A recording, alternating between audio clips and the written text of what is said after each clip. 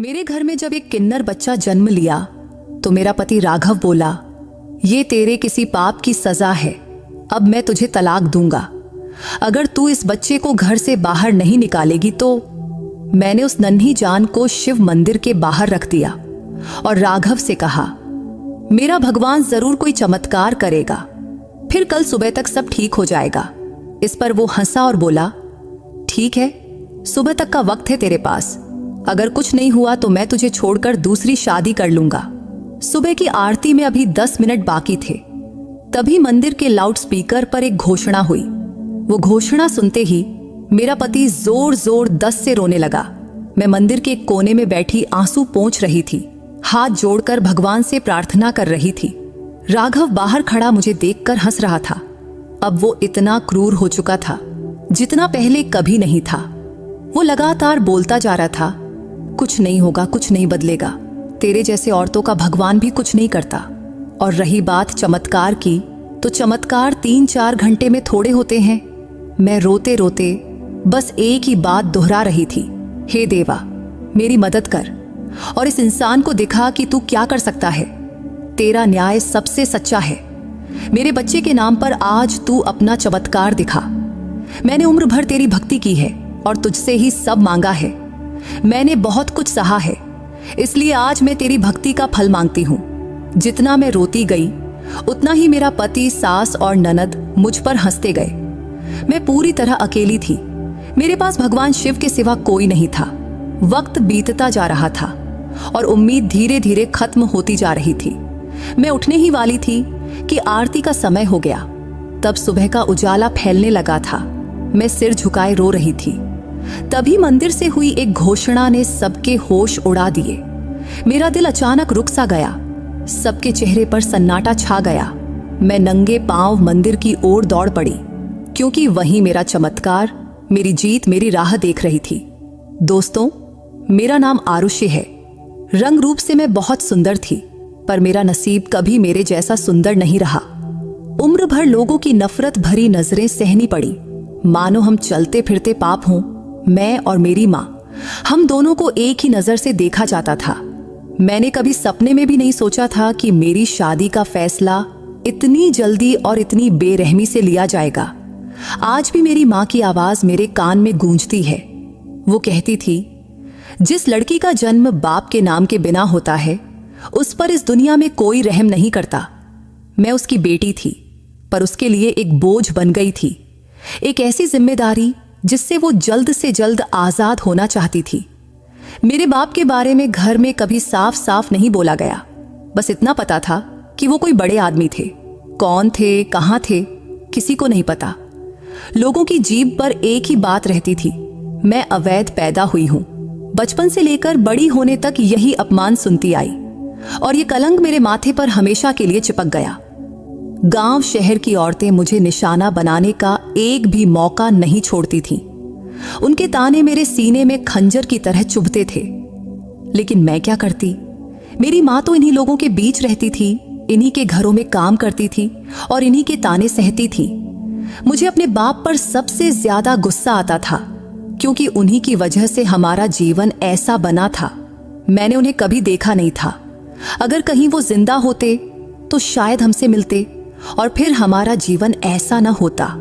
एक दिन मेरी माँ ने कहा, तेरे लिए रिश्ता आया है। ये बात सुनते ही मेरे सीने में एक अजीब सी बेचैनी भर गई। जिस लड़के का रिश्ता आया था उसका नाम था राघव। मैंने उसका नाम भी पहले कभी नहीं सुना था। माँ ने बताया कि वह उम्र में मुझसे बहुत बड़ा है, देखने में भी खास ठीक नहीं, न पढ़ा लिखा है न कोई नौकरी है। ये सब सुनते ही मेरा दिल बैठ गया। और तो और उसके पहले 2 शादियां भी हो चुकी थीं। उसकी दोनों बीवियां उसे छोड़कर चली गई थीं। उसके पास न पैसा था, न इज्जत, न संतान, फिर भी मेरे लिए उसका रिश्ता आया था। मेरी माँ ने बस इतना कहा, बेटी, जिन लड़कियों का जन्म बाप के नाम के बिना होता है उन्हें अच्छे रिश्ते कहाँ मिलते हैं।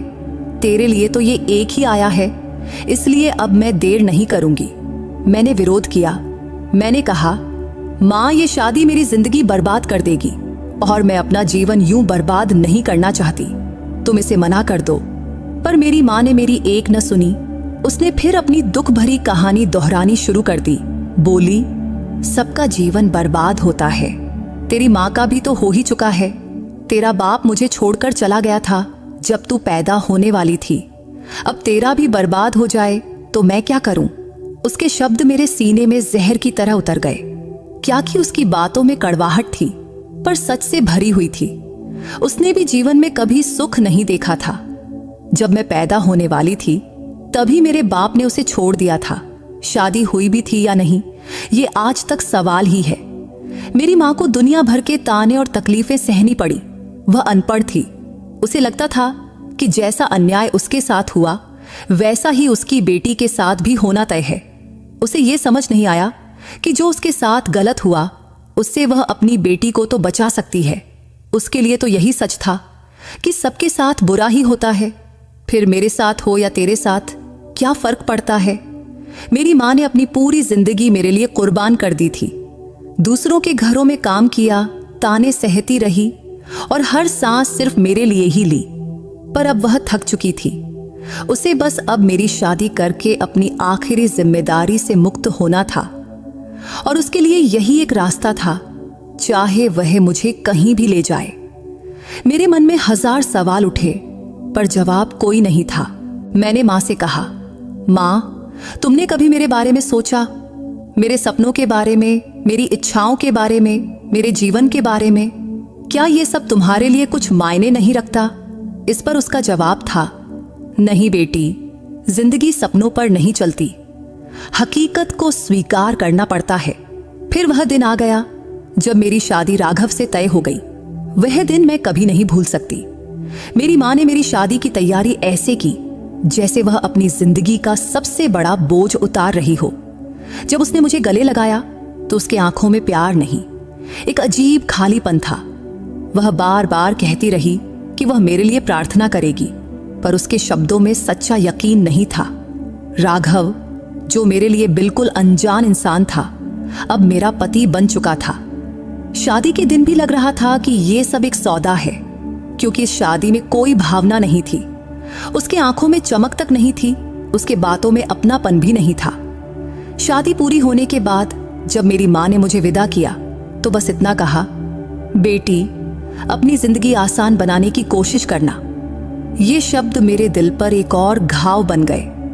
राघव की माँ कामिनी देवी और उसकी बहन अनुष्का, यानी मेरी सास और ननद, लोगों को बता रही थी, हमने तो बहुत पुण्य किया जो इस लड़की से अपने बेटे की शादी कर रहे हैं, वरना ये लड़की कवाड़े ही बिगड़ जाती। पर पूरी गली को और सारे रिश्तेदारों को पता था कि उनके बेटे को कोई लड़की देने को तैयार नहीं था। 1000 जगह मना होने के बाद ही वे हमारे घर आए थे और मैं जैसी भी थी, मेरी खूबसूरती में कोई कमी नहीं थी। फिर भी वे लोग कहते थे, देखो हमने कितना बड़ा उपकार किया। वे दुनिया के सामने खुद को बहुत नेक दिखाने की कोशिश कर रहे थे। पर मेरे मन में बस एक ही सवाल था, तुम्हें किसने कहा कि मेरे घर रिश्ता लेकर आने को? अगर तुम लोग नहीं आए होते तो शायद आज मेरी जिंदगी बच जाती और एक क्रूर इंसान से मेरी शादी न होती। खैर, मेरी शादी की पहली रात बहुत भयानक थी। जब मुझे होश आया तो मैं सिटी के प्राइवेट हॉस्पिटल में थी। डॉक्टर और नर्सें मुझे देखकर दंग रह गए कि इतनी सुंदर लड़की की ऐसी हालत किसने की। मैं चुपचाप लेटी हुई छत की ओर देख रही थी। डॉक्टर ने पूछा, तुम्हारे माँ बाप को कुछ पता है या नहीं है? मैंने थके हुए स्वर में कहा, उन्होंने तो बस मेरी शादी कर दी थी, अब वे मेरे लिए क्या करेंगे? उन्होंने कहा था, अब तू उनके घर की हो गई, अब तू अपना जीवन काट। डॉक्टर ने कहा, मेरे पास एक महिला सहायता केंद्र का नंबर है, मैं तुझे उनकी संचालिका का नंबर देती हूँ, वो तुझे यहाँ से सुरक्षित ले जाएंगी। हमने पहले भी 5-7 औरतों की मदद की है। फिर वो रुक कर बोली, लेकिन सोच ले, 5-7 तो हजारों में से होती हैं और हजारों औरतों को मदद चाहिए होती है, पर डर की वजह से वे बोल नहीं पाती, सिर्फ 1-2 ही हिम्मत दिखा पाती हैं। अगर तुझ में हिम्मत हो तो हम तुझे वहां भेज देंगे। इस पर मैंने धीरे से कहा, मुझे किसी का नंबर नहीं चाहिए, क्योंकि अकेली औरत के नसीब में यहां बस दुख तकलीफ ही लिखा होता है, इसलिए छोड़ो ये सब। इस पर डॉक्टर ने ठंडी सांस ली और बोली, ठीक है, जैसी तेरी मर्जी। जब मैं हॉस्पिटल से डिस्चार्ज होकर घर लौटी तो मेरे सामने बर्तनों का ढेर रख दिया गया। किसी को ख्याल भी नहीं आया कि मैं अभी नई दुल्हन हूं, बल्कि ऐसा लग रहा था कि मुझे यहाँ बहू बनाकर नहीं, नौकरानी बनाकर लाया गया है। घर में इतना काम था कि मैं सुबह से रात तक काम में डूबी रहती और मेरी ननद और सास बिस्तर पर बैठी आराम करती। नाश्ता पानी खाना सब मैं ही उनके बिस्तर तक लेकर जाती। सबसे बुरी बात यह थी कि इतना करने पर भी वे कभी मेरी तारीफ नहीं करती, बल्कि जब मेरा पति राघव घर आता तो सास ननद दोनों कहती, हम तो सुबह से काम कर रहे हैं, ये रानी साहिबा बस बैठी रहती हैं। फिर वो या तो हाथ उठाता या जुबान से मेरे दिल पर घाव देता। पड़ोस की औरतें एक बार मुझसे बोली, इस घर से पहले भी 2 लड़कियां इसी तरह भाग गई थी, क्योंकि ये लोग बहू का जीना हराम कर देते हैं। देखते हैं अब तू कितने दिन टिकती है। इस बात पर मैं क्या कहती, क्योंकि मेरे पीछे मायका था नहीं और आगे पति छोड़े तो कहां जाती। इसलिए शादी के बाद मेरा जीवन ठीक वैसा ही हो गया जिसका मुझे हमेशा डर लगता था, क्योंकि राघव क्रूर और स्वार्थी निकला। मेरे लिए हर दिन मुश्किल था, फिर भी अपनी मां की कही बात याद रखती थी। जिंदगी आसान नहीं होती, वो बात मेरी हकीकत बन चुकी थी, क्योंकि जब औरत पूरी तरह फंस जाती है तो अक्सर उसे बुरा पति और बुरा ससुराल ही मिलता है। फिर वो बस यही सोचती है, काश उसे एक बच्चा होता, अपना बच्चा, जिससे वह प्यार कर सके, जिसके साथ खेल सके, जो उसका सहारा बने। पर यही मेरी सबसे बड़ी गलती साबित हुई कि मैं भी यही सब सोचने लगी और मां बनने की प्रार्थना करने लगी। वैसे मेरे पति राघव की पिछली 2 बीवियों से उसे कभी संतान नहीं हुई थी, इसलिए मैं सपने में भी नहीं सोच सकती थी कि मेरे जीवन में ऐसा पल भी आएगा और जो इंसान हमेशा मेरे प्रति कठोर रहा वह अचानक मेरे लिए नरम पड़ जाएगा। जब डॉक्टर ने मुझसे कहा कि मैं मां बनने वाली हूं तो मेरे सीने में एक साथ खुशी और डर दोनों उमड़ आए। लेकिन अपने पति का चेहरा देखकर मैं दंग रह गई, क्योंकि उसके चेहरे पर सच्ची खुशी थी। डॉक्टर के कमरे से बाहर निकलते ही उसने मेरा हाथ थामा। वो पल मुझे सपने जैसा लगा था, क्योंकि उसके हाथ में पहली बार कोमलता थी। वह प्यार से बोला, धीरे चल, कहीं तुझे कुछ हो गया तो। ये सुनकर मैं हैरान रह गई, क्योंकि जिस इंसान के दिल में मेरे लिए कभी कोई भाव था ही नहीं, उसमें ये ममता अचानक कहां से आ गई। घर लौटते ही उसने अपनी मां और बहन को बुलाया। तब उसकी आवाज में वही सख्ती थी जो वह मुझ पर दिखाता था, पर इस बार वो सख्ती मेरे हक की थी। उसने कहा, खबरदार, अब अगर किसी ने मेरी बीवी को तंग किया तो अच्छा नहीं होगा, क्योंकि ये मां बनने वाली है और ध्यान रहे, इसका पूरा ख्याल रखा जाएगा। ये शब्द मुझे सपने जैसे लगे, ऐसा सपना जो मैंने कभी सच होते नहीं देखा था। फिर मेरा पति आगे बोला, अब ये सिर्फ खाना बनाएगी, वो भी सिर्फ 2 महीने, उसके बाद इसे पूरा आराम करना है। बाकी घर का काम तुम लोग संभालो या बाहर से खाना मंगवाओ। मैं रोज फल, दूध और जो भी चाहिए लाऊंगा। ये सुनकर मैं वहीं थम गई। क्या यही वो इंसान था जिसने मेरी जिंदगी नरक बना रखी थी? तब मेरी सास और ननद के चेहरे पर खुशी और बेचैनी दोनों थीं। शायद वे सोच रही थीं कि ये सब अचानक कैसे और क्यों हो रहा है। थोड़ी देर की खामोशी के बाद मेरी सास बोली, ये क्या बात हुई? औरतें तो हमेशा काम करती आई हैं, और मां बनना कोई बीमारी है क्या? पर मेरे पति ने उनकी बात सख्ती से काट दिया और उन्होंने कहा, मैंने कहा ना, अब से ये कोई काम नहीं करेगी और इस पर कोई बहस नहीं होगी। उस पल में मेरे मन में उम्मीद का एक छोटा सा किरण जाग उठा। क्या सचमुच भगवान ने उसका दिल बदल दिया था? क्या वह सच में बदल रहा था? लेकिन फिर भी मुझे यकीन नहीं हो रहा था कि यह बदलाव हमेशा के लिए है या सिर्फ कुछ दिनों का। फिर भी उस क्षण मैंने उस पर भरोसा कर लिया। उसका नरम देखभाल करने वाला स्वभाव मुझे वरदान जैसा लगा। ऐसा लगा कि आने वाले बच्चे की कृपा से ही यह सब हो रहा है। शायद यह बच्चा हमारे जीवन में अच्छा बदलाव लाएगा। वह पल मेरी जिंदगी का एक खूबसूरत मोड़ था, ऐसा मोड़ जिसने मेरे मन में उम्मीद और खुशी का दिया जला दिया। तब मुझे लगा भगवान ने मेरी प्रार्थना सुन ली है। उस दिन जब रात हुई तो मैं अपने कमरे में बैठी सोच रही थी कि शायद मेरा जीवन नई दिशा ले रहा है और जो उम्मीदें सालों से अंधेरे में दबी पड़ी थीं, वे फिर से जाग उठी थीं, क्योंकि मेरे पति के बदले हुए व्यवहार ने मुझे यकीन दिलाया कि अब शायद मेरे नसीब में सुख लिखा है। इसीलिए मैंने भगवान का शुक्रिया अदा किया और मन में नए सपने बुनने लगी। लेकिन वह खुशी बहुत कम वक्त की थी। रात को जब मैं पानी लेने कमरे से बाहर निकली तो राघव की आवाज आई। वह अपने माँ और बहन से बात कर रहा था। आवाज सुनकर मैं दरवाजे के पीछे रुक गई और सुनने लगी। लेकिन जो कुछ मैंने सुना उसने मेरा दिल पूरी तरह तोड़ दिया। मेरी ननद गुस्से में बोल रही थी, तूने तो अपनी बीबी को हमारे सिर पर बिठा दिया है। अब ये रानी बनकर घूमती है, घर में कोई काम नहीं करती और तुझे इसके सिवा कुछ दिखता ही नहीं है।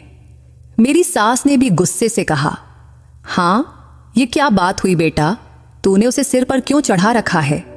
हमने सपने में भी नहीं सोचा था कि यह हम पर राज करेगी। मेरा पति, जो अभी तक मेरे साथ प्यार और नरमी से पेश आ रहा था, वह अचानक बिल्कुल अलग इंसान बन गया और वह हंसते हुए बोला, आप लोग चिंता क्यों करती हैं? ये तो सिर्फ 9 महीने की बात है, बच्चा हो जाएगा, फिर देखना, मैं तो इसे तलाक देकर ही छोड़ूंगा। ये शब्द सुनते ही मेरे दिल की धड़कन रुक सी गई, जैसे मेरे पैरों तले जमीन खिसक गई हो। मैं वहीं खड़ी की खड़ी रह गई, जैसे पत्थर की मूर्ति बन गई हो। सांस लेना भी भूल गई। तभी मेरी सास बोली, तलाक देगा तो दूसरी कहां से लाएगा, क्योंकि इतनी सुंदर लड़की आसानी से नहीं मिलेगी। ये जवान भी है और सबसे बड़ी बात, कभी शिकायत भी नहीं करती। चाहे हम कुछ भी कहें, वो चुपचाप सुन लेती है। इस पर मेरा पति बेफिक्री से बोला, अरे कोई ना कोई तो मिल ही जाएगी। वैसे भी अब इसके लिए मेरे दिल में कोई जगह नहीं बची। फिर थोड़ी देर की खामोशी के बाद मेरी सास बोली, तो ठीक है, 9 महीने सह लेंगे, लेकिन ज्यादा सिर पर चढ़ाने की जरूरत नहीं है। इस पर मेरा पति बोला, अरे माँ, वो थोड़ा खुश रहेगी तो बच्चा स्वस्थ पैदा होगा, क्योंकि हमें तो बच्चे से मतलब है, उससे नहीं। फिर मेरी सास सिर हिलाते हुए बोली, बच्चा तो होना ही चाहिए, वो भी बेटा। इस पर मेरा पति बोला, बेटा हो या बेटी, मुझे खुशी है माँ, लेकिन बेटा हुआ तो और भी अच्छा होगा। ये बातें सुनकर मेरे आंखों में आंसू भर आए, क्योंकि दिन भर उसके प्यार भरे लहजे से चमक उठी। मेरी दुनिया एक पल में बुझ गई। मैं सोचने लगी, क्या यही मेरी जिंदगी का सच है? क्या मेरा वजूद सिर्फ एक बच्चा पैदा करने तक ही सीमित है और उसका नरम स्वभाव सिर्फ इसी वजह से था? मैं चुपचाप अपने कमरे में लौट आई। अब मेरे मन में एक अजीब सी उलझन थी। क्या मैं सब अनसुना करके हंसती रहूं या अपनी हकीकत स्वीकार कर लूं और जो नसीब में मिला वही जी लूं? उस रात मुझे नींद नहीं आई, क्योंकि मेरे पति के शब्द बार बार मेरे कानों में गूंजते रहे, हमें तो बच्चे से मतलब है, उससे नहीं। ये बात मेरे सीने में खंजर की तरह चुभ गई थी। अगली सुबह उठते ही मैंने एक पक्का इरादा कर लिया कि मैंने पहले भी कहा था ना कि जिंदगी आसान नहीं होती, लेकिन हिम्मत कभी नहीं छोड़नी चाहिए। और मुझे पता था कि मेरे लिए यह आसान नहीं होगा। फिर भी मैंने मन ही मन भगवान से प्रार्थना की कि वह मुझे इतनी हिम्मत दे कि मैं किसी तरह अपना जीवन संभाल सकूं, क्योंकि अपने पति की बातें सुनकर मेरा दिल पूरी तरह टूट चुका था और जो थोड़ी सी उम्मीद जागी थी वह भी अब खत्म हो चुकी थी। जबकि मैं सोचने लगी थी कि काश थोड़ा और वक्त तो ये उम्मीद जीवित रहती, पर बहुत जल्दी ही सब खत्म हो गया। उन दिनों मेरे पति का मूड कुछ ठीक ठीक रहता था। शायद बच्चे की खबर से उसका दिल थोड़ा नरम पड़ा था। मैंने सोचा, क्यों ना इस मौके का फायदा उठाकर मां से मिलने की इजाजत मांगू। पहले तो मुझे डर लग रहा था, फिर हिम्मत करके बोली, मुझे अपनी मां से मिलना है। इस पर वह हैरानी से मुझे देखने लगा, जैसे मेरी बात उसे बहुत अजीब लगी हो। फिर शांत स्वर में बोला, ठीक है, सुबह मैं तुझे छोड़ दूंगा, लेकिन शाम तक लौट आना, या मैं खुद तुम्हें लेने आ जाऊंगा। इस पर मैंने फौरन खुशी से कहा, ठीक है। तब मन में एक अजीब सी शांति हुई कि आज मैं अपनी मां से मिल पाऊंगी, थोड़े समय के लिए ही सही। वही मां जो हमेशा मेरे लिए मजबूत सहारा बनने की कोशिश करती थी। हमारे रिश्ते में दूरी आ गई थी, फिर भी वह मेरी माँ ही थी। उसी माँ ने मुझे इस कठोर रिश्ते में धकेला था, फिर भी वह मेरे दिल के सबसे करीब थी। जब मैं अपनी माँ के घर पहुंची और उन्हें बताया कि मैं माँ बनने वाली हूं, तो वह खुशी से उछल पड़ी, मुझे जोर से गले लगाया, सिर पर हाथ फेरा और बोली, सब ठीक हो जाएगा बेटी, भगवान तेरे लिए जरूर अच्छा रास्ता निकालेगा। इस पर मैंने हिचकिचाते हुए पूछा, माँ तुमने कभी पापा को ढूंढने की कोशिश नहीं की? अगर मिल जाते तो हम उनसे अपना हक मांग लेते। मेरे सवाल पर माँ के चेहरे पर एक गहरी छाया उतर आई, आंखों में पुराना दर्द झलकने लगा। वह कुछ पल चुप रही, जैसे बीते दिनों की यादों में खो गई हो। फिर वो धीरे से बोली, उसे कहाँ ढूंढती, वह तो एक राहगीर था जो मेरी जिंदगी में सपने की तरह आया और चला गया। मुझसे प्यार किया, शादी की, कुछ दिन साथ रहा, कहता था कि मुझे अपने साथ ले जाएगा, कहता था कि वह किसी बड़ी हवेली का मालिक है। फिर एक दिन किसी का फोन आया कि उसकी माँ बीमार है, फिर वह चला गया और कभी लौटा ही नहीं। इस पर मैंने हैरानी से पूछा, मतलब माँ तुम्हें उनके बारे में कुछ भी पता नहीं चला? इस पर मेरी माँ ने थकी हुई मुस्कान दी और बोली, मुझे तो सिर्फ उसका नाम याद है, न पता, न शहर, न फोन नंबर। ऐसे में मैं उसे कहाँ ढूंढती? तभी मेरे मन में एक इच्छा जागी, कम से कम उनका नाम तो पता चले। जो आदमी मेरा बाप था उसका नाम क्या था? इसलिए मैंने हिचकते हुए पूछा, माँ आज तो मुझे मेरे पापा का नाम बता दो। इस पर मेरी माँ ने पहले गहरी सांस ली और धीरे से बोली, तेरे पापा का नाम समर मेहता था।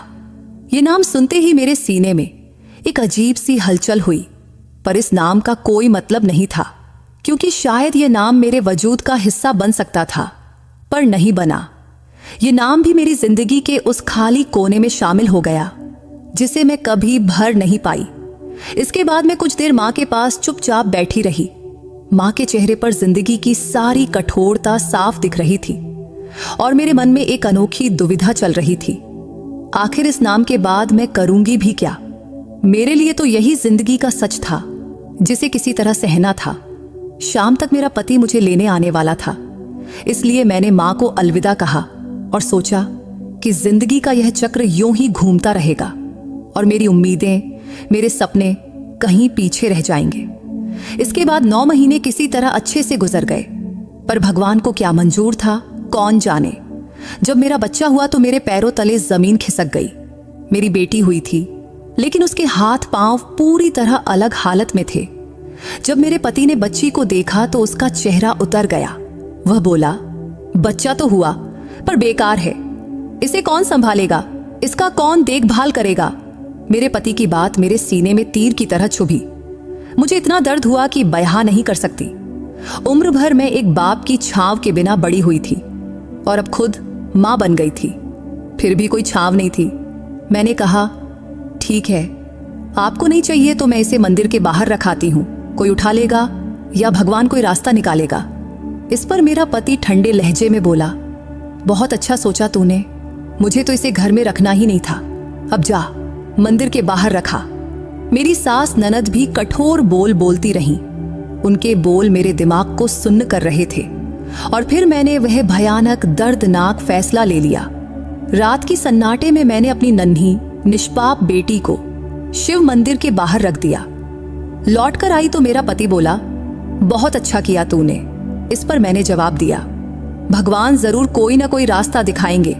वह हंसकर बोला, अरे वाह, तुझे अपने भगवान पर बहुत यकीन है लगता है। अच्छा चल देखते हैं तेरा भगवान क्या करिश्मा करता है।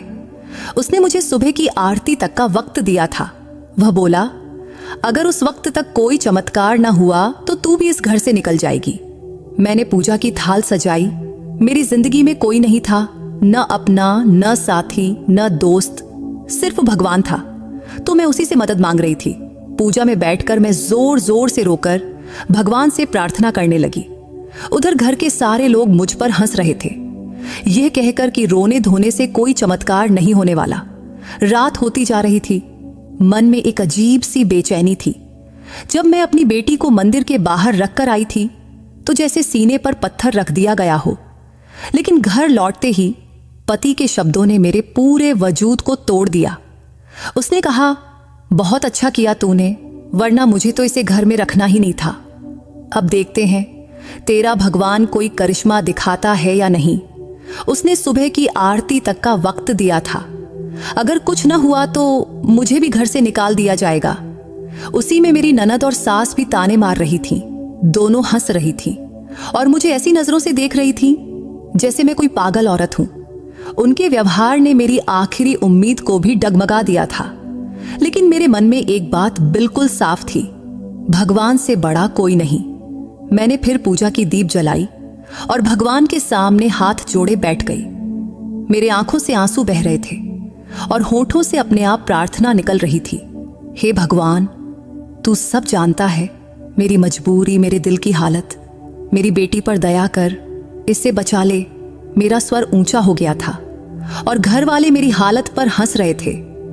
मेरा पति बोला, चिल्ला चिल्ला कर रोने से कुछ नहीं होगा, भगवान ऐसे करिश्मा नहीं दिखाता। मेरी सास तंज कसते हुए बोली, बहुत बड़ी भक्त बनती है, देखते हैं इसका भगवान कुछ करता भी है या नहीं। लेकिन मैं अब दूसरे लोक में थी। मेरी प्रार्थना रुकने का नाम नहीं ले रही थी। दिल की गहराई से सिर्फ एक पुकार निकल रही थी, हे भगवान, मेरी निष्पाप बेटी को किसी तरह बचा ले। रात का हर पल मेरे लिए प्रलय जैसा लग रहा था। सुबह नजदीक आ रही थी और मेरी हिम्मत टूटती जा रही थी। मन में डर था, अगर चमत्कार ना हुआ तो क्या होगा? क्या सचमुच मुझे इस घर से निकाल देंगे? क्या मेरी बेटी हमेशा के लिए अंधेरे नसीब की शिकार बन जाएगी? मेरे पति का हास्य अभी भी कानों में गूंज रहा था। वह अपनी मां से कह रहा था, ये अब किसी काम की नहीं रही, कल ही इसे घर से निकाल दो, मैं एक सुंदर लड़की ढूंढ लूंगा। मेरी सास भी उसका साथ दे रही थी। तू चिंता मत कर बेटा, मैं तेरे लिए ऐसी बहू लाऊंगी कि सब दंग रह जाएंगे। ये तो अब किसी काम की नहीं रही। उनके ये शब्द मेरे सीने में पानी की तरह उतरते रहे। फिर भी मैं शांतिपूर्वक पूजा पर बैठी रही और रोते रोते भगवान से प्रार्थना करती रही। रात का काफी वक्त बीत चुका था, सुबेर होने वाली थी। बाहर अंधेरा कम हो रहा था, लेकिन मेरे मन का अंधेरा और गहरा होता जा रहा था। तभी मेरा पति फिर ताना मारते हुए बोला, कुछ नहीं होने वाला, जा, अब तू अपना सामान बांध ले, सुबह तू इस घर से निकल जाएगी। लेकिन मैंने माथा भगवान के सामने जमीन पर पटकते हुए प्रार्थना करने लगी, हे भगवान, ये दुनिया अब मेरे लिए नहीं रही, तू ही मेरा सहारा है, इसलिए मेरी बेटी के लिए कुछ कर, कोई चमत्कार दिखा, वरना हम दोनों माँ बेटी को मौत दे। तभी अचानक मंदिर में एक घोषणा, एक ऐलान गूंजी। एक व्यक्ति जिनका नाम समर मेहता है, अपने साथ एक छोटा सा बच्चा लिए हुए हैं और वे पूछ रहे हैं कि क्या कोई इस बच्चे को पहचानता है? अगर कोई पहचानता हो तो तुरंत मंदिर में आए। ये घोषणा सुनते ही मेरी सांसें थम गईं। ये नाम सुनते ही मेरा दिल जोर जोर से धड़कने लगा। समर मेहता, यही वह नाम था जो मां ने सालों बाद मुझे बताया था, यानी मेरे पापा का नाम। मुझे लगा जैसे पैरों तले जमीन खिसक गई। मेरे पति और सास हैरानी से मुझे देखने लगे, लेकिन मैंने किसी की परवाह नहीं की और नंगे पांव दौड़ने लगी। अब मेरे दिमाग में सिर्फ एक ही बात गूंज रही थी, मेरी बेटी और मेरे पापा। पूरी रात के आंसुओं के बाद लगा जैसे भगवान ने मेरे लिए दरवाजा खोल दिया हो। मेरा मन डर और उम्मीद के बीच कांप रहा था, लेकिन मेरे कदम रुकने को तैयार नहीं थे। सांसें फूल रही थीं, पर मैं रुकने वाली नहीं थी। जब मैं मंदिर पहुंची तो दरवाजे पर रुककर अंदर झांकी तो वहां एक बुजुर्ग व्यक्ति खड़े थे। उनका चेहरा दया और तेज से भरा हुआ था। उनकी गोद में मेरी बेटी थी और मैंने उन्हें पहचान लिया कि वो मेरे पापा थे। मेरी आंखों से आंसुओं की धार बह निकली। मैं धीमे कदमों से उनके पास गई और जोर से बोली, ये बच्ची मेरी है और आप मेरे पापा हैं। मंदिर में मौजूद सभी लोग हैरानी से मुझे देखने लगे। मेरे पापा ने मेरी ओर देखा। उनकी आंखों में आश्चर्य और अपार प्यार था। वे बोले, तू मेरी बेटी है। तभी मैं रोते हुए उनके पास गई और उनके पैरों पर गिर पड़ी। फिर मेरे होंठों से सिर्फ इतना ही निकला, पापा, मैं हूं आपकी बेटी।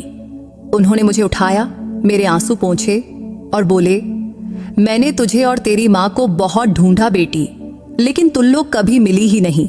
लेकिन आज भगवान ने हमारी मुलाकात करवा दिया। वह पल मेरे लिए चमत्कार से कम नहीं था। मेरी बेटी अब उनकी गोद में थी और मेरी प्रार्थना पूरी हो चुकी थी। लेकिन जब मैंने अपनी बेटी को ध्यान से देखा तो मेरी आंखें आश्चर्य से फैल गईं। उसके हाथ पांव अब पूरी तरह ठीक हो चुके थे। वह बिल्कुल स्वस्थ थी। मैंने उसे सीने से लगाया और भगवान के सामने सिर झुकाकर शुक्रिया अदा किया। तभी मेरे पापा बोले, मैं तुम दोनों को ढूंढते ढूंढते यहां आया था। रात हो गई तो मंदिर में ही रुका और अपने पापों की माफी मांगी। तभी मुझे यह बच्ची दिखी तो मैंने घोषणा करवाई कि इसका परिवार मिल जाए। मुझे कहां पता था कि यह मेरी अपनी नातिन है। इसके बाद मैंने उन्हें सब कुछ बता दिया कि माँ ने मजबूरी में कैसे मेरी शादी कर दी, फिर उन लोगों ने मेरे साथ कैसा व्यवहार किया। मेरी दुख भरी बातें सुनकर पापा के चेहरे पर गुस्से की लकीरें उभर आईं। उनके चेहरे पर गुस्सा तो था, लेकिन वह गुस्सा एक ऐसे आदमी का था जो अपनी बेटी पर हुई बेइज्जती को सहन नहीं कर सकता। और उनका रौब, उनकी शान सब एक साथ उभर आए। उन्होंने मेरा हाथ थामा और मेरी बेटी को अपनी चादर में लपेटे और बोले, चल मेरे साथ। मैंने पूछा, कहाँ? तो उन्होंने कहा, बस चल, सब पता चल जाएगा। फिर वे मुझे उसी घर ले आए जहां मेरा पति राघव, सास और ननद थे। उन्हें देखकर सब दंग रह गए कि मैं एक अनजान आदमी के साथ आई हूं और वह आदमी मेरा बाप था। मेरा पति मेरी बेटी को देख रहा था, जो अब पूरी तरह स्वस्थ थी और आंखें खोलकर सबकी ओर देख रही थी। मैंने उसे कहते सुना था कि अगर बेटी भी हुई तो मुझे बहुत खुशी होगी। और अब जब वह बेटी को ठीक देखकर पिघलने लगा था और मेरे पास आने लगा, तभी मेरे पापा ने हाथ के इशारे से उसे रोक दिया। हम गाड़ी से आए थे। पापा के साथ उनके 3 आदमी भी थे। शायद वे उनके अंगरक्षक थे। वे साधारण इंसान नहीं थे। उनके व्यवहार और व्यक्तित्व से सबके चेहरे पर आश्चर्य और अविश्वास छा गया था। तभी पापा ने एक ऊंची आवाज के साथ कहा, मेरा नाम समर मेहता है और हमारा खानदान बड़े घराने में गिना जाता है। मैं न जाने कितनी जमीन और संपत्ति का मालिक हूं, और तू अगर मेरी बेटी का पति है और मेरा दामाद, जो अभी तक आराम से बैठा था। इतना सुनते ही मेरा पति तुरंत नम्रता से खड़ा हो गया और डरते हुए बोला, जी, ये मेरी बीबी है और ये मेरी बेटी। तभी पापा के चेहरे पर गुस्से की लकीरें और गहरी हो गईं। फिर उन्होंने कठोर स्वर में पूछा, तो ये बेटी तेरी है, फिर मंदिर में ये क्या कर रही थी और तूने मेरी बेटी पर हाथ कैसे उठाया? इस पर मेरे पति का चेहरा सफेद पड़ गया। वह कुछ बोल भी न सका, बस चुप खड़ा रहा। तभी पापा ने अपने एक आदमी को इशारा किया तो वह तुरंत अंदर आया और हथियार संभालते हुए पति की ओर बढ़ा। फिर पापा बोले, अभी के अभी इसी वक्त मेरी बेटी को इस रिश्ते से आजाद कर, वरना मैं तुझे जिंदगी से आजाद कर दूंगा। मेरा पति, जो खुद को हमेशा शेर समझता था, वह तुरंत मेरे पापा के पैरों पर गिर पड़ा और कांपते स्वर में बोला, नहीं साहब, मैं कसम खाता हूं, आपकी बेटी को मैं बहुत सुख दूंगा और हमेशा खुशी रखूंगा। इस पर पापा ने ठंडे मगर तीखे लहजे में कहा, तू किसे सुख देगा? वैसे तेरे पास जिंदगी कितनी बची है बूढ़े? तुमने मेरी जवान बेटी से शादी करने की हिम्मत कैसे की? तब उनकी आवाज में इतनी सख्ती थी कि मेरे पति के पसीने छूट गए। फिर पापा ने कठोर स्वर में आदेश दिया, तू अभी के अभी तुरंत मेरी बेटी को तलाक दे, वरना तेरे लिए बहुत बुरा होगा। तभी डर और संकोच से मैंने देखा तो मेरा पति तलाक देने को तैयार हो गया। फिर पापा ने मेरी सास और ननद की ओर देखा।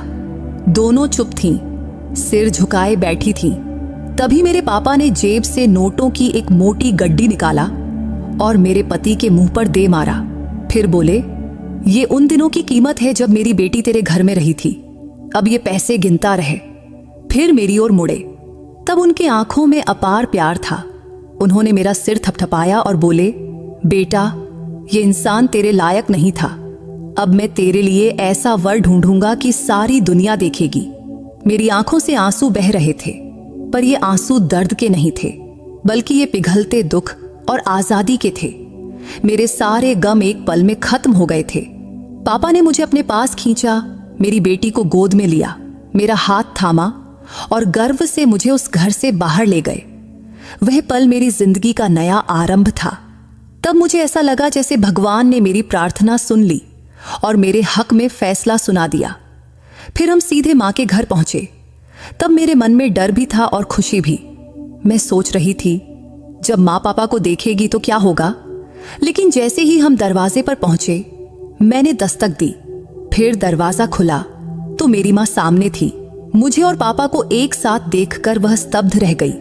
तब उसकी आंखों में आश्चर्य भी था और खुशी भी, लेकिन अगले ही पल उसकी आंखों से आंसू रुकने का नाम नहीं ले रहे थे। वह फूट फूट कर रोने लगी। तभी पापा आगे बढ़े। उन्होंने माँ के आंसू पोंछे और बोले, मैंने तुझे कभी छोड़ना नहीं चाहा था, लेकिन हालात ने मुझे मजबूर कर दिया था। आज मैं वापस आया हूं, हमेशा हमेशा के लिए। दोनों को एक दूसरे से लिपटते देख मेरा मन भर आया। मेरी आंखों से भी आंसू बहने लगे, क्योंकि वह दृश्य सपने सा था। फिर पापा ने मुझे और माँ को एक साथ गले लगाया और बोले, अब बीता हुआ कल पीछे छोड़ दो, हम नई जिंदगी शुरू करेंगे। फिर वे हमें बंबई ले गए। वहां उनकी बहुत बड़ी हवेली थी। उनकी पहली पत्नी गुजर चुकी थी और उनके बच्चे अब बड़े और शादीशुदा थे। पापा ने बताया, मुझे तुम दोनों से दूर करने वाले मेरे माँ बाप थे, लेकिन अब वे इस दुनिया में नहीं हैं और अब तुम मेरी जिंदगी में फिर से हो और मैं तुम्हें कभी नहीं छोड़ूंगा। हवेली पहुंचते ही हमें वह सम्मान और सुख मिला जिसका हमने सपने में भी नहीं सोचा था। मेरी बेटी के लिए अलग नौकरानी रखी गई जो दिन रात उसकी देखभाल करती। मेरे लिए डॉक्टर बुलाए गए। उन्होंने मेरा जांच करके कहा, तुम बहुत कमजोर हो, लेकिन अच्छा खाना और पूरा आराम मिले तो सब ठीक हो जाएगा। फिर पापा ने हमें वह सब दिया जिसकी हमने कभी कल्पना भी नहीं की थी। मेरी बेटी के लिए नए कपड़े, नए खिलौने, झूले, यहाँ तक कि सोने के कंगन और अंगूठियां भी। मेरे माँ के लिए खूबसूरत साड़ियां और गहने, मेरे लिए नए वस्त्र और पूरा आराम। हवेली के खाने में ऐसे ऐसे पकवान परोसे जाते कि हम देखते रह जाते। हर रोज स्वादिष्ट और लजीज भोजन। बस एक हफ्ते में हमारी हालत बदल गई। कमजोरी की जगह ताजगी, तकलीफ की जगह सुकून आ गया। जो कुछ भी जिंदगी ने हमसे छीना था वह हमें कई गुना होकर वापस मिल गया। पापा ने अपने प्यार और जिम्मेदारी से हमें वह इज्जत और मान सम्मान दिया जो सचमुच हमारा हक था। बंबई पहुंचते ही उन्होंने हमारा परिचय पूरे परिवार से करवाया। वहां मेरी मुलाकात एक लड़के से हुई। सब कुछ मेरे लिए बिल्कुल नया और सुखद था। जैसे दुख के एक लंबे अध्याय के बाद जिंदगी ने मुझे फिर से हंसना सिखाया हो। वह मेरी ही उम्र का जवान लड़का था, किसी राजकुमार सा सुंदर और आकर्षक। मेरे पापा मुझे उससे मिलवाते हुए बोले, ये करण मल्होत्रा है और मैं चाहता हूं कि तेरा विवाह इसी से हो। ये तुझे और तेरी बेटी को दिल से अपनाने को तैयार है। करण सचमुच बहुत अच्छा इंसान था, अमीर, जिम्मेदार और संवेदनशील भी। लेकिन इस बार मैं कोई जल्दबाजी में फैसला नहीं करना चाहती थी, इसलिए मैंने पापा से थोड़ा वक्त मांगी और उन्होंने मेरी इच्छा का पूरा सम्मान किया। अगले कुछ दिन हमने एक दूसरे को समझने में बिताए। बातों बातों में मैंने उसे अपनी जिंदगी के सारे दर्दनाक अनुभव बता दिए। वह मेरे साथ बहुत प्यार, समझदारी और संवेदनशीलता से पेश आता था। एक दिन उसने कहा, अगर तुम्हारा पहला पति मेरे सामने होता तो मैं उसे उसके व्यवहार की सजा जरूर देता। हमारे घर की कोई भी लड़की ऐसा बर्ताव बर्दाश्त नहीं करती, लेकिन अगर तू चाहे तो मैं उसे आज भी सबक सिखा सकता हूं। इस पर मैं हंसकर बोली, नहीं, जो हुआ उसे भूल जाना चाहिए। हम अपनी जिंदगी आगे बढ़ाएं और बीता हुआ पीछे छोड़ दें। इसके बाद करण और मुझ में गहरी दोस्ती हो गई। वह सिर्फ मुझसे ही नहीं, मेरी बेटी से भी बहुत प्यार करने लगा। उसे गोद में लेकर घंटों खेलता और उसकी छोटी छोटी बातों से मुझे अपार खुशी मिलती। पापा ने मेरी बेटी का नाम अनन्या रखा था और उसके लिए हर संभव सुविधा उपलब्ध कर दी थी। एक दिन करण ने मुझसे कहा, मैं तुम्हारा राह हमेशा देखता रहूंगा। जब तुम कहोगी तभी हम शादी करेंगे। चाहे जितना भी वक्त ले लो, ये फैसला पूरी तरह तुम्हारा होगा। उसकी यह बात मेरे दिल की गहराई तक छू गई। उसका सच और उसका प्यार धीरे धीरे मेरे दिल में जगह बनाने लगा। कुछ दिनों बाद मैंने मन की आवाज सुनी और हाँ कह दिया। फिर मेरे पापा ने बहुत खुशी से हमारा विवाह करवा दिया। ये मेरे लिए एक नई जिंदगी की शुरुआत थी करण के साथ। अब मेरी जिंदगी खुशियों से भर गई। वह मेरी बेटी के लिए एक आदर्श पिता बन गया और मेरे लिए ऐसा साथी जो मेरे सारे दुख समेटकर मुझे खुशियों की रोशनी में खड़ा कर देता था। शादी के बाद मुझे समझ आया कि जब कोई मर्द सचमुच दिल से प्यार करता है तो वह औरत को कितना सम्मान और अपनापन देता है, क्योंकि वह मेरे हर दुख और हर मुस्कान का हिस्सा बन गया था। मुझे जरा सी भी तकलीफ होती तो वह बेचैन हो जाता। उसके प्यार और देखभाल का अंदाज ऐसा था कि कई बार मुझे लगता कि शायद मैं सपना देख रही हूं। मेरे पापा ने सच कहा था कि वे मेरा विवाह किसी राजकुमार से करेंगे और करण ने मुझे सचमुच राजकुमारी की तरह रखा। अब मेरी जिंदगी खुशियों से भरी हुई थी और मैं हर पल भगवान का शुक्रिया अदा करती थी। मेरी माँ भी अब पापा के साथ बहुत खुश थी, पहले से कहीं ज्यादा सुकून और खुशी से भरी हुई थी, जैसे मैं बचपन में सपनों में उन्हें देखा करती थी।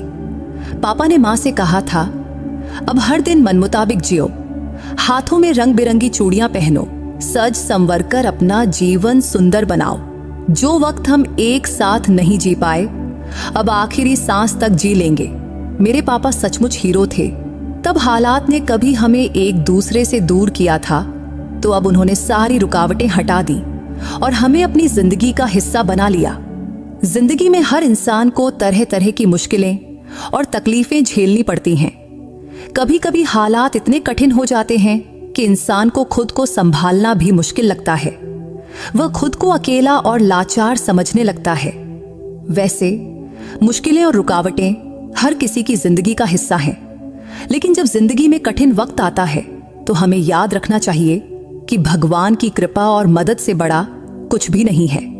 जितना हम भगवान पर भरोसा रखते हैं, उतना ही वह हमारी मदद करता है और अपने दया करुणा से हमारे दुख दूर करते हैं। भगवान से हमारा रिश्ता ऐसा है जो कभी नहीं टूटता। जो इंसान ईश्वर की मदद पर यकीन रखता है, भगवान उसकी जरूर मदद करते हैं। ये सच है कि दुनिया के सारे सहारे अस्थायी हैं। अगर इंसान सिर्फ अपनी ताकत, पैसे या दूसरों पर निर्भर रहेगा तो कुछ समय बाद वह थककर निराश हो जाता है, क्योंकि दुनिया के लोग और चीजें एक सीमा तक ही साथ देती हैं और आखिर में इंसान को अकेले ही चलना पड़ता है। लेकिन भगवान का साथ हमेशा हमारे साथ रहता है। बस शर्त एक ही है, हम उस पर सच्चा विश्वास रखें और सच्चे मन से उससे मदद मांगे। जब जिंदगी में भयंकर मुश्किलें आती हैं तो कभी कभी इंसान सोचता है कि वह अकेला है और उसकी मदद करने वाला कोई नहीं। लेकिन अगर वह भगवान की ओर मुड़े, सच्चे दिल से प्रार्थना करे और उनकी मर्जी के अनुसार चलने की कोशिश करे तो भगवान जरूर उसकी मदद करते हैं। क्योंकि जब हम भगवान से मदद मांगते हैं तो वह सही समय पर हमारी प्रार्थना का जवाब देते हैं। उनका रास्ता हमारे सोच से अलग हो सकता है, लेकिन उनका हर फैसला हमारे भले के लिए ही होता है। जब हम भगवान को ही अपना सबसे बड़ा सहारा मान लेते हैं तो हमें दुनिया की किसी भी चीज की कमी महसूस नहीं होती, क्योंकि भगवान की कृपा और आशीर्वाद से हम हर मुश्किल का सामना कर सकते हैं। भगवान वादा है कि वह अपने भक्तों को कभी अकेला नहीं छोड़ते।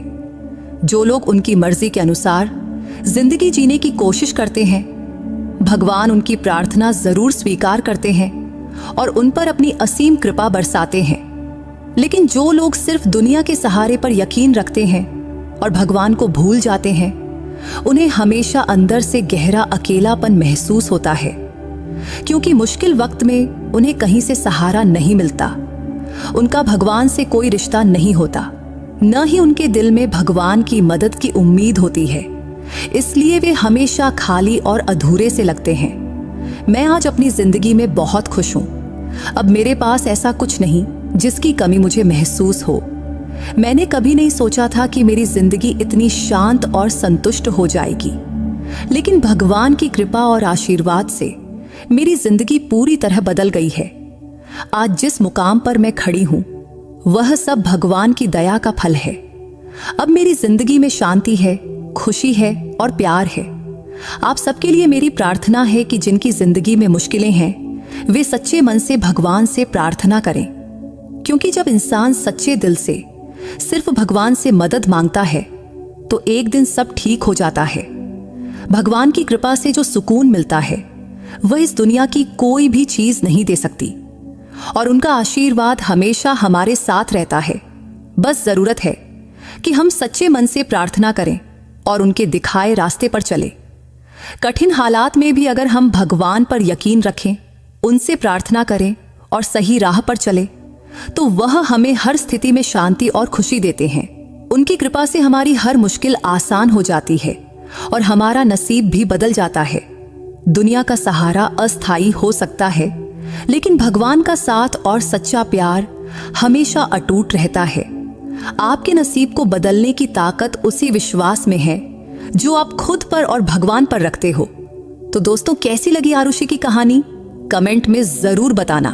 और क्या आपके जीवन में भी कभी ऐसा कोई पल आया है जब आपका भगवान पर विश्वास सच साबित हुआ हो? अगर हाँ, तो अपनी उस कहानी को हमारे साथ जरूर शेयर करना। और अगर आप सच्चे मन से भगवान को मानते हो तो कमेंट में हर हर महादेव लिखना मत भूलना। तो दोस्तों, अगर आपको आरुषि की ये कहानी पसंद आई हो तो इस वीडियो को लाइक और चैनल को सब्सक्राइब करना मत भूलना। फिर किसी नई कहानी में मुलाकात होगी। बाय।